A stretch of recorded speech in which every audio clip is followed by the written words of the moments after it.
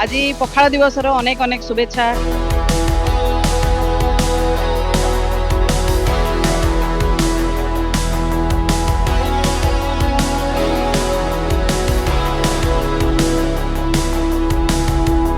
मो स्वप्न परिवार मेंबर जणे आज पखाल दिवस अनेक अनेक शुभेच्छा ओडिशा परिवार को।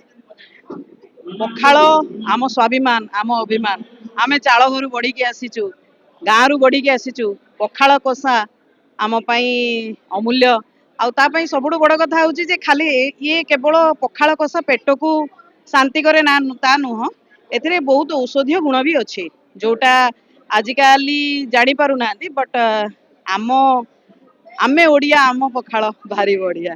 धन्यवाद स्वप्न परिवार को समस्त को धन्यवाद जे आमे गोटे पर्व परी एटा को पालन करू पखाल दिवस टा को तेणु करिकी एठी वर्तमान 500 ରୁ 600 मेंबर आसिकी आमे एकाठी हो एकाठी खाऊ एकाठी खाई घर को जाऊ आउ एते भल लगे दिनटी अविश्वसनीय। धन्यवाद जनईबी ओडिशावासी को पखाल दिवस अनेक अनेक अभिनंदन। धन्यवाद।